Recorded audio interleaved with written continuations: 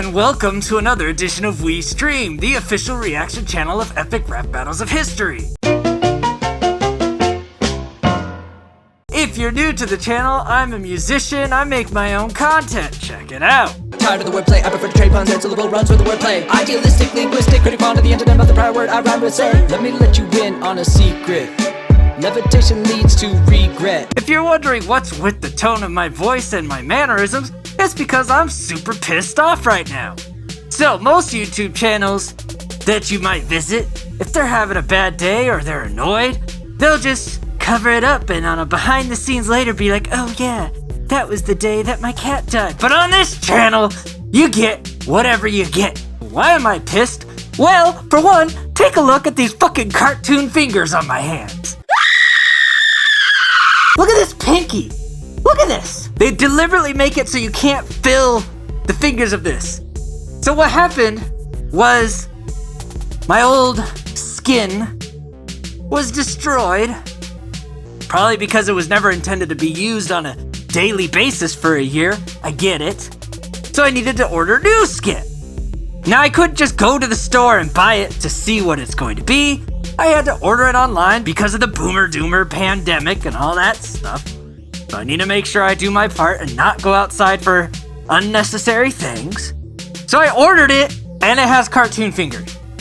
Now I'm not really mad at the people who made this thing so much as I'm mad at the hundreds of people who reviewed it highly and didn't mention the damn cartoon fingers. As I was trying to fiddle and put myself together, I lost the back of the pin of, my ERB pin. Now it's kind of poking me a little bit, and I'm eventually going to just lose the pin altogether without that little back piece, which is long gone because I lost it in the closet. But now I'm gonna have to order a new one of these to make sure I have the back piece and don't lose it. So good for Nice Peter and Epic Lloyd. Maybe I'll order a t-shirt while I'm there. But I also have to order new skin again and return this because none of the hundreds of people who bought it decided to mention that it's got fucking cartoon fingers. Like, who just buys this and goes, oh, these are fine. Just what I expected and wanted. What? What? Whose fingers are this way? Who has a pinky longer than their ring finger that's turned and tilted with flat ends at the top of their other finger? I'm stuck with this for a while, because it's not like it's hard enough already to be in the suit, right? But now, I don't even have the use of fingers.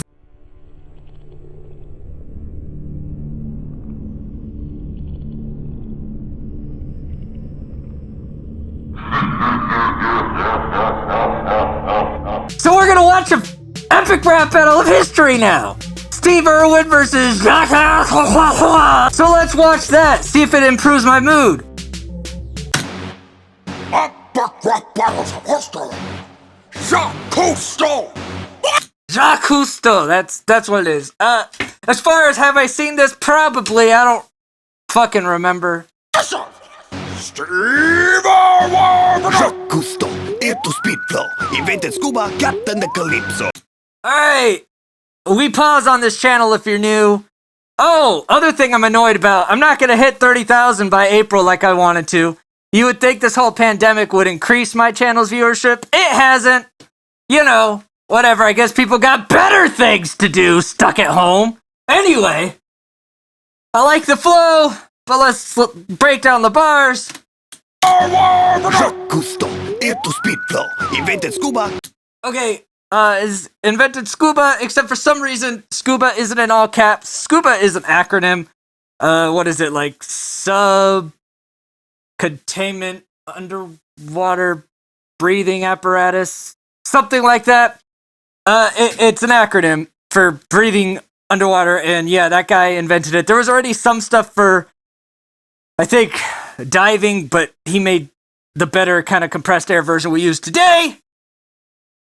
Captain the Calypso.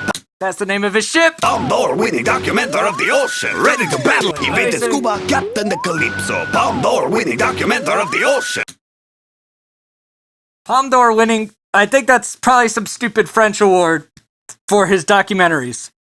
Because he did documentaries, which were kind of crazily violent. They killed a lot of fish for documentaries about preserving wildlife, but Ready to battle a desperate, sweaty show. You're chunky and soft, you get on my nerves. You're the only manatee I don't want to conserve.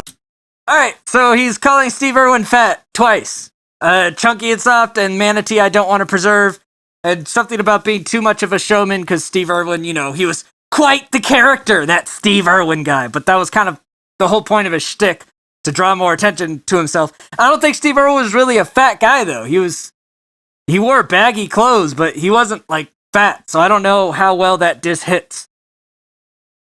The show, you're chunky and soft, you get on my nerves. You're the only manatee I don't want to conserve. And in case you're one of those basic bitches that needs this stupid shit explained, he's a conservationist, so of course he would want to conserve manatees, you know, a sea creature, and he's calling Steve Irwin a manatee, which is an insult you use to call someone fat, and saying, I don't want to conserve you. So if you didn't get that before, now you do, or if you did get that and we're like, oh, you didn't get it, now your comment looks dumb, because you're dumb, and you should feel bad about yourself. Subscribe to the channel, fucker. My life aquatic was adventure and beauty. I'm so cool, Bill Murray played me in the movie. There's the movie that was loosely based off of this guy that Bill Murray plays him. That's what that line's about. A good movie, I like Bill Murray. My life aquatic was adventure and beauty. I think the name of the movie was also Life Aquatic. I'm so cool, Bill Murray played me in the movie. I have Oscars, you're in Dr. Dolittle too. So run back home to your daddy's zoo. And just to be clear, cause I'm no veterinarian, were you killed by a fish kids pet at the aquarium? Okay, we got a stingray killing Steve Irwin joke, but a few things before that, let's talk about him. So, played me in the movie. I have Oscars, you're in Dr. Dolittle too. Alright, so some of his documentaries must have won Oscars as well as whatever French award they mentioned before. Wouldn't be surprising, you know, it's that hoity-toity put a deformed pinky up. And then you're Dr. Dolittle 2. You know, Dr. Dolittle 2, the terrible Eddie Murphy movie. That's Steve Irwin had a cameo in. Not exactly Oscar material. So run back home to your daddy's zoo. The zoo that Irwin did a lot of stuff at was owned by his parents and he inherited it, so you get it. And just to be clear, cause I'm no veterinarian, were you killed by a fish kid's pet at the aquarium? And he's not a vet, so he's like, just to be clear. But yeah, he was killed by a stingray, which is something that's in most aquariums. Kids can pet them. They're not very dangerous creatures. It's very odd that he got killed by a stingray. It's just a freak accident. Stuff happens. That's part of life. And death. Holy smokes, what a place to go! You'd need a submarine for a blowout, wow! Oh, Lloyd, thanks for your Steve Irwin impression. Yeah, so you get that joke? He's saying that doing a Steve Irwin got killed joke was a low blow. Low? As in scuba diving, and low as in Australia, the land down under. There's a couple low references there. Low blow is in the expression for hitting below the belt, which is an expression that comes from boxing, because if you punch someone below the belt, like in the dingleberry, that's considered not cool. So he's saying not cool, bro. How many other ways do I need to explain this to you? You dinguses get it yet? The aquarium? Holy smokes, what a place to go! You'd need a submarine for a blowout, wow! You better run, you better take cover, cause crikey, I'm going from croc to Jacques Hunter! Jacques sounds like croc, so he's going from croc hunter, crocodile hunter to Jacques Hunter. But At the aquarium? Holy smokes, what a place to go! You'd need a submarine for a blowout, wow! You better run, you better take cover! oh, and you better run, you better take cover. Isn't that from that song? How does it go? Oh, I can't type with these damn fingers! You better run, you better take cover.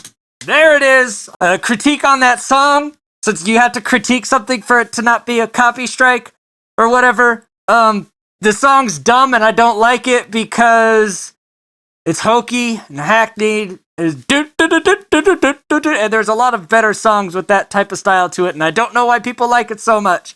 There, critiqued. Moving on, that's a song reference. You better run, you better take cover. Australian song reference. You get it. Cause crikey, I'm going from croc to Jacques Hunter! Have a look at this salty fella. His face looks like it's made of pure leather. Look out, he's got the body of a naked mole rat. He's cranky cause he has to wear a Papa Smurf hat.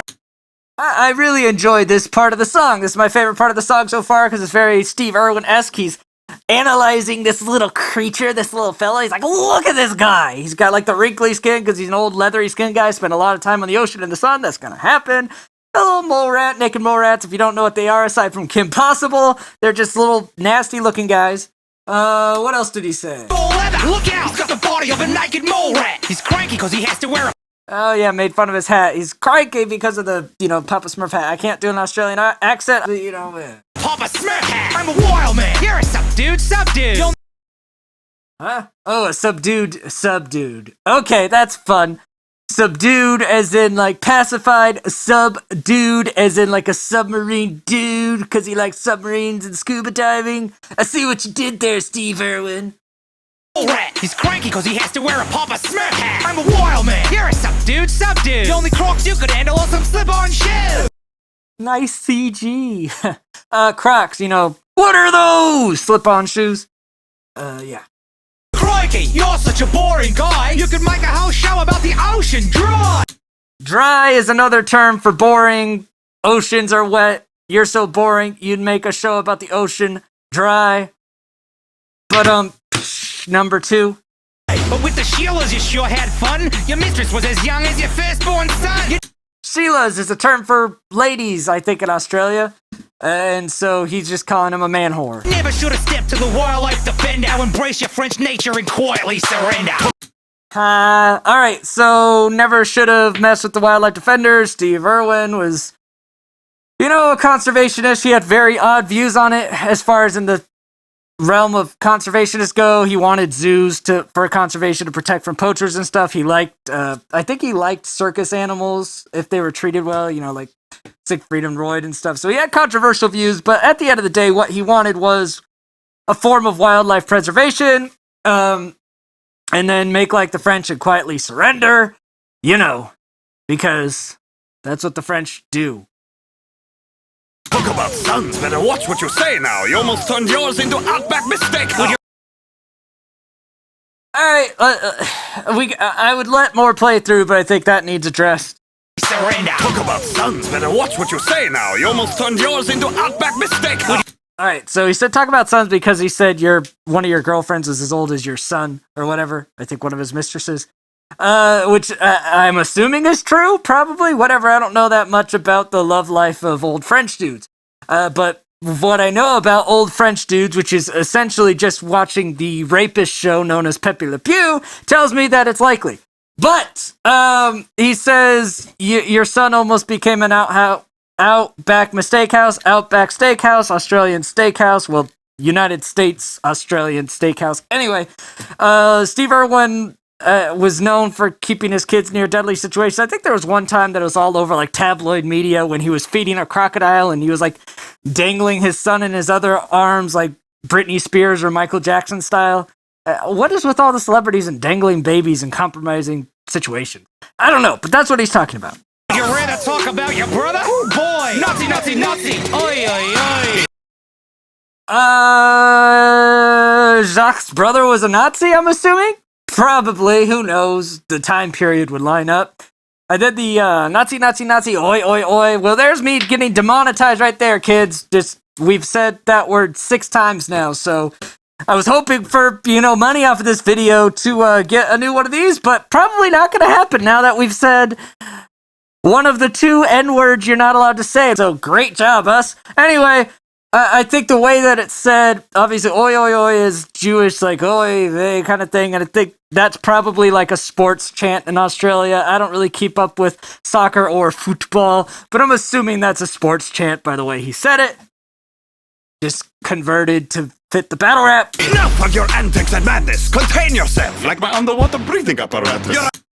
His second time he's brought up his scuba gear. Contain yourself like the contained compressed air.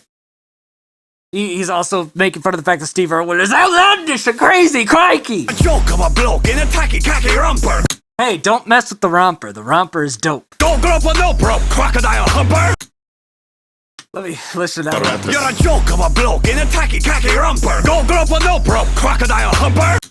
Go grope nope rope, like snake. That was a much more common meme a few years ago. But yeah, a snake, otherwise known as a nope rope, go grope, a nope rope, because Steve Irwin liked to play with snakes and stuff. It's a type of snail. And crocodile humper, because same idea, but crocodiles. A bloke in a tacky rumper. Go grope a nope rope. Crocodile humper. It's a type of snail recently discovered and named after you. I'll eat them with butter. So I guess they named a snail after Steve Irwin. Sounds like something that would happen, and French people like to eat snails. It's called escargot. It's actually not half bad. I've had it before. It really just tastes like textured butter, which, I mean, does it get much more French than textured butter? That's as French as food can get. Skippy, the bush league kangaroo. Holds the D. I'm crocodile done with you. Alright, so there's two references here. One of them I know, one of them not as much. And with butter. Skippy. So Skippy the Bush League Kangaroo. No idea what that's about. Probably some Australian show. And Bush League is a way to say that you suck, so I'm assuming that's a play on words for whatever Australian show. Bush League kangaroo. Hold the D. D. I'm crocodile. Crocodile Done With You. That one I get, because Crocodile Dundee, you know, that movie. And I'm done with you, so hold the D. So Crocodile Done With You. So you get that one. Done with you. Where you going, fella? Hang on a minute. Like a joey in a pouch, this ain't quite finished. Take a Alright, so you say, don't just leave yet, this isn't finished like a joey in a pouch. A joey in a pouch is an Australian reference to, like, little baby kangaroos. They call them joeys, and they're in the pouch, which means they're not quite fully developed yet. That's why they stay in their mommy's pouch when they're, like, half-born. It's this weird thing kangaroos do. They're just saying this battle isn't over yet. Where you going, fella? Hang on a minute. Like a joey in a pouch, this ain't quite finished. Take a look how destructive your old films are. Silent World, more like Silent World Star. Hey, he's mentioning the thing I was talking about earlier, how, like, his old documentaries, there's a bunch of fish that got killed. They're nasty. I remember seeing some of them in school, and, like, if I'm not mistaken, they would, like, use the propellers on their boats to, like, blend up fish for other fish to eat. I remember this one part that they're, like, blowing up the coral reef for some reason. I think they were doing it to, they were like, we need to see how many fish live in the reef. And the only way to do that is blow it up! I'm like, oh, damn! I remember, it was probably in middle school, so I think I quite enjoyed the gratuitous violence in these. But he's comparing it to Silent World Star, because World Star was like a reality rap show or something. I think that's what World Star is, where they'd show like the violent behaviors of rap artists. And so since this is a rap battle, it would make sense to bring up rap things. And you say your whole documentaries were like that, where you're just showing the violent underbelly of this culture. So nice work. If you want to count fish, please take the reef tour. Don't go throwing C4 on the seafloor. Oh, there you go. That's what I was talking about. So I guess it was for counting fish, because he just said if you want to count fish, so I remembered that correctly. What's funny, folks, is my whole hooray for memory loss is very true on a lot of things, but when there's something that I actually remember for some reason, I never fucking forget it. It's weird. Mrs. Skeem can attest to this. She's always like, why do you remember such weird things? I'm like, I don't know. But I've got like one of two extremes. I either just don't remember it at all, or I remember every detail. I don't know why. But anyway, so he's saying, you know, don't blow stuff up to count fish. Just take a nice little coral tour. I'm the gold medal rhymer on the podium, cleaning you up like a Jacques Cousteau. Alright, it's a janitor joke. Where's Dax when you need him? We got janitor jokes. Dax! Dax, we're making janitor jokes! Where are you? I'm Mother Nature's greatest conservationist. When I rock the mic, I'm dangerous. He liked to say danger in his show. That's what that is. And back to the custodian joke, it was also a play on his name. Go back down under with your crew. I just blew through you like a didgeridoo. Alright, go back down under, because under like scuba diving and submarine under and down under like Australia, that's the second one of those types of references. A didgeridoo is that that stupid instrument. That's what that is. Whole wall! Whole star! Because you blow through it, and he blew through you like a didgeridoo. Blow. Could also be a blowjob joke if you really want to stretch, because it's Epic Lloyd, and I want to stretch and believe that that's somehow a blowjob joke as well.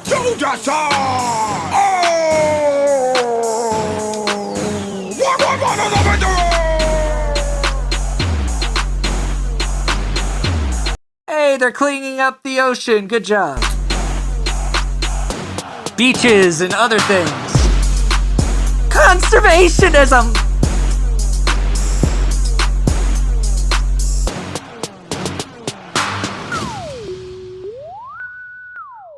I like the beat.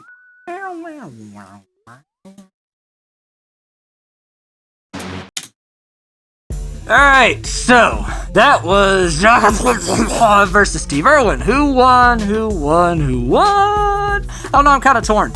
I think the first verse by was really good, especially with the Stingray petting zoo joke. But then after that, it seemed to kind of tilt more towards Steve Irwin's way. Steve Irwin's first verse wasn't good, but everything kind of after all that felt like it was tilted towards Steve Irwin. It's close. I guess I just have to go with, because bars wise they're pretty close, especially with that first verse by. But then Steve Irwin got on the documentaries, which was a reversal of all the brags he did about the documentaries. Kind of think I just enjoyed Steve Irwin more. I liked the very initial flow of but then everything else was just Pepe Le Pew rape vibes. So yeah, I'll just give it to Steve Irwin. Why not? The dude got killed by a stingray. He deserves a win in the afterlife every now and again, right? So, I'm gonna try to fix this and be not so miserable. Help me get to 30,000 by April for some reason. I don't know. Do whatever the hell you want. Enjoy quarantine. Stay safe. Until next time, I scheme. You scheme. We all scheme for ice cream. Bye!